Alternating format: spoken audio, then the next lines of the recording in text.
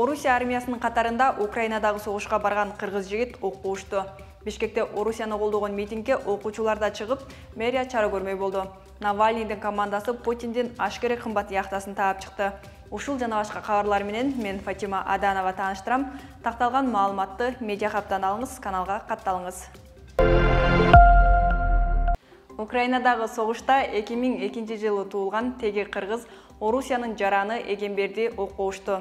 Маалыматты каза болгон жигиттин тууганы Жакшылык Жутиев Медиа Хабга ырастады. Анын айтымында Эгембердинин ата-энеси Ысык көлдөн, кийинчерээк Орусиянын жарандыгын алышкан.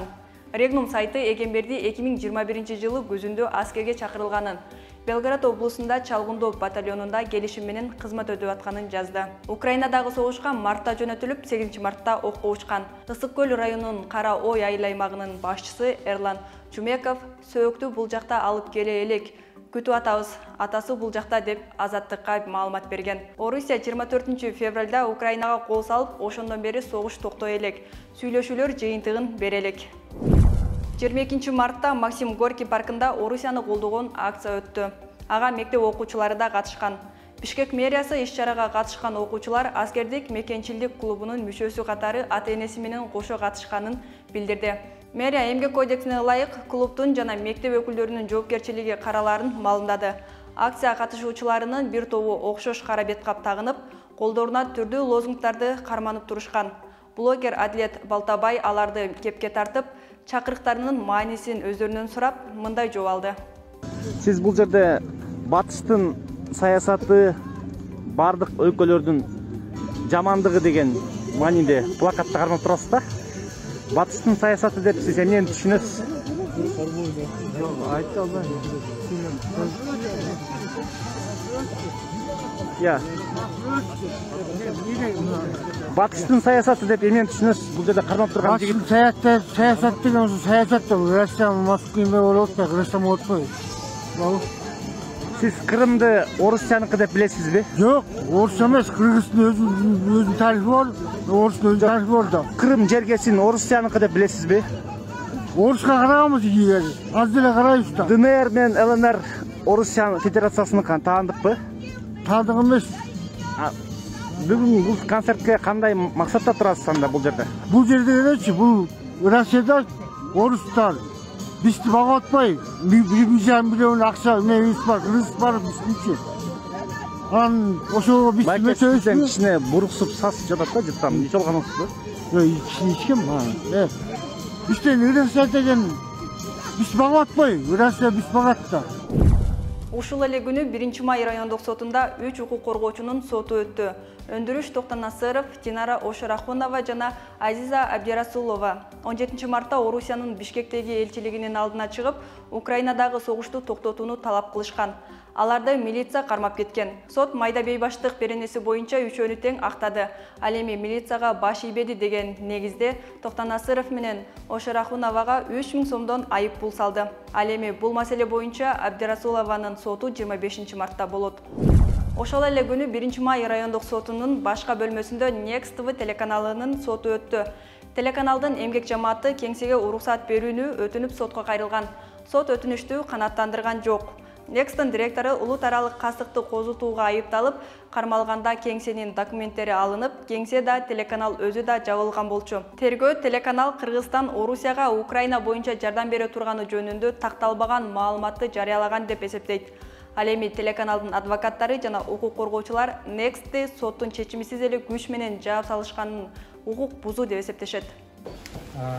Биздин генералдык прокуратуранын жана биздин соттордун массалык маалымат каражаттарына сөз эркиндигине болуп аткан мамилесин бардыгыңар урматтуу журналисттер өзүңөр көрдүңүз. Мен ойлойм, мамлекетте сөз эркиндиги болбой турган болсо, анда мамлекетте эч кандай өнүгүү болбойт. Мамлекетте социалдык, экономикалык маселелер чечилбейт.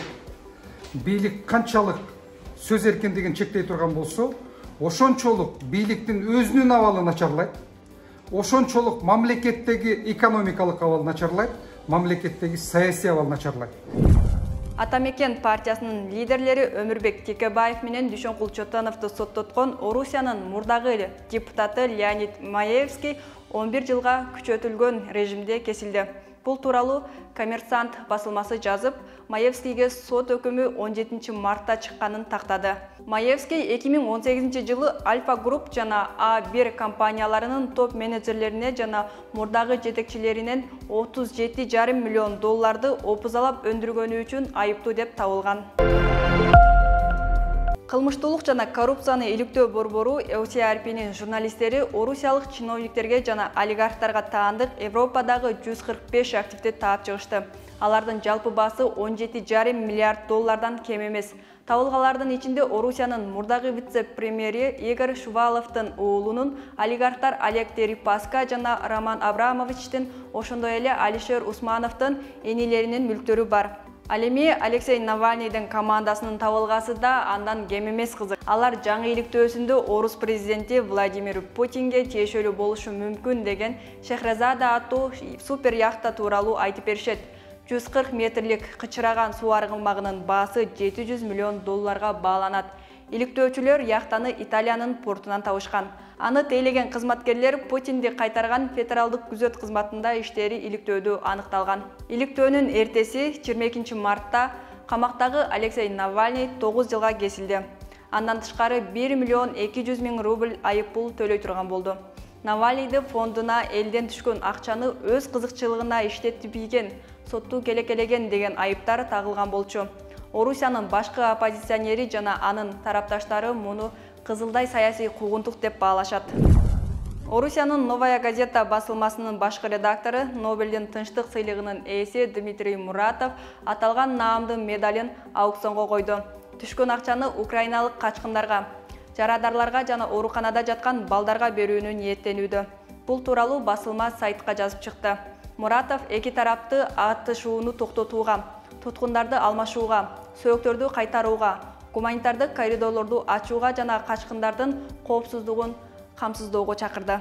Дмитрий Муратов Нобелдин тынчтык сыйлыгын 2021 жылы филиппиндик журналист Мария Реса менен чогуу алган. 21 мартта Украинанын Херсон шаарында жергиликтүү тургундар шаардын басып алынышына каршы митингге чыгышты.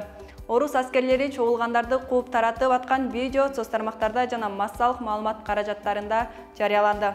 Видеодон атылган октордун жана жардыруулардын добушун угууга болот. Ал эми бул видео BBC'дин орус кызматынан алынды.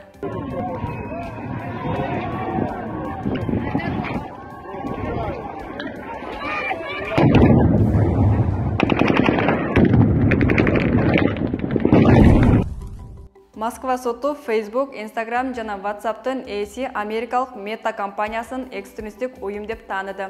Тагыраагы Facebook менен Instagram экстремисттик ишмердик үчүн курал деп тааныды орус бийлиги.